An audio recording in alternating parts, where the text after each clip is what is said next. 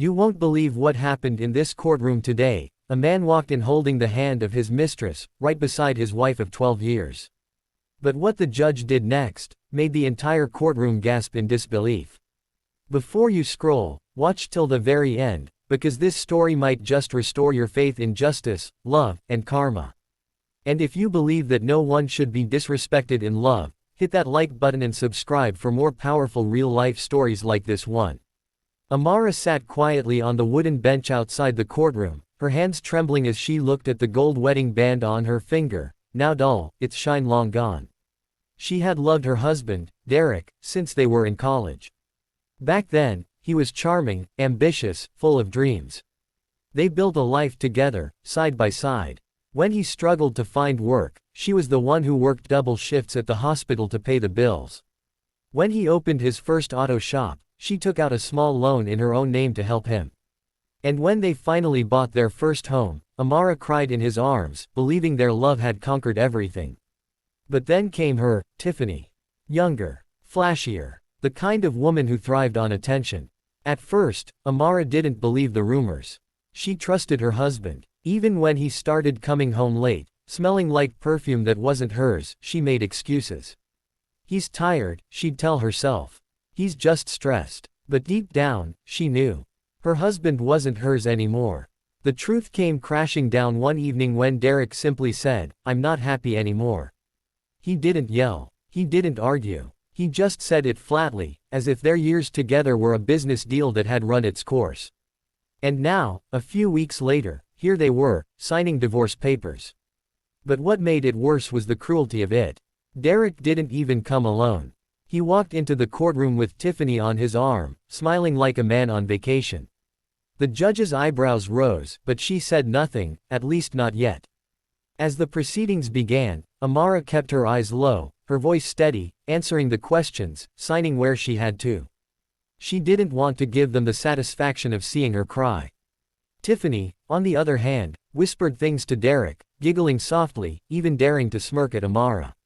The humiliation burned through her like fire, but she held her composure. Judge Eleanor Price, a woman in her late 60s with silver hair and sharp eyes, had seen many cases, but something about this one didn't sit right with her. She could see the pain behind Amara's calmness, and the arrogance dripping off Derek's smirk. When it was time for Derek to speak, he leaned back casually.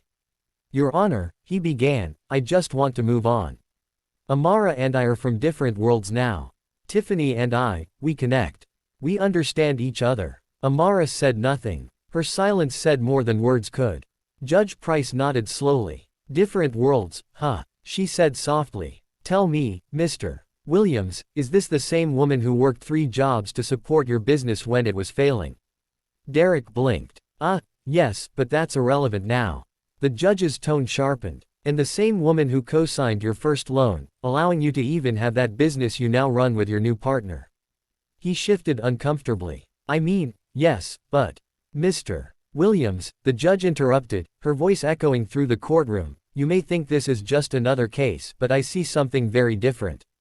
I see a woman who gave everything, and a man who forgot where he came from." The room fell silent. Tiffany's smirk faded. Judge Price continued, "Now, before I finalize this divorce, we'll be addressing the matter of assets. Mrs. Williams, as per the documentation, your name is on the business license, the home mortgage, and several joint accounts. Is that correct?" Amara nodded quietly. "Yes, Your Honor." Derek looked confused. "Wait, what? The business is mine. She just helped with paperwork." Judge Price's eyes narrowed. "Oh no, Mr. Williams. Legally, that means she's half owner.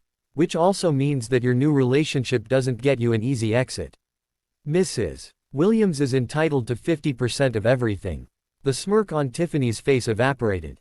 Derek's jaw dropped. Amara hadn't even thought about the money, she just wanted her peace. But the judge wasn't finished.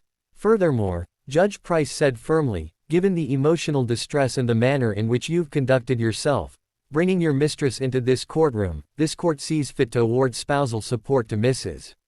Williams for the next 5 years. Derek shot up from his chair. "That's insane. She doesn't deserve." Judge Price slammed her gavel. "Sit down." The courtroom went dead silent. Derek sat, red-faced, while Tiffany whispered angrily under her breath. Then the judge turned to Amara, her voice softening. "Mrs. Williams, I know this day is painful. But I want you to remember something. Love is not about what you lose, it's about what you learn. You have carried a man who did not deserve your strength. Now it's time to carry yourself, with pride." Amara's eyes filled with tears, not of sadness but relief. For the first time in years, she felt seen. The divorce was finalized. As she left the courtroom, she passed by Derek and Tiffany without a word. Tiffany's perfect smile was gone, and Derek's eyes were full of regret. He had finally realized that the woman he'd thrown away was the very reason he ever stood tall. Months later, Amara started her own wellness clinic, using her half of the business settlement. She hired women going through divorce, single mothers, and those rebuilding their lives. Her story went viral online, inspiring countless others to never settle for less than they deserve. One evening, as she locked up her clinic, she got a call from Judge Price. The older woman simply said, "You made good on that second chance, didn't you?" Amara smiled. "Yes, Your Honor. And I'll never waste it. Because the truth is, sometimes losing someone who doesn't value you isn't a loss at all. It's freedom." If you believe that no one should ever be disrespected for loving too deeply, give this video a thumbs up, and don't forget to subscribe for more stories that prove karma is very real. Because at the end of the day, the world always finds a way to balance itself, and every broken heart eventually learns to beat stronger.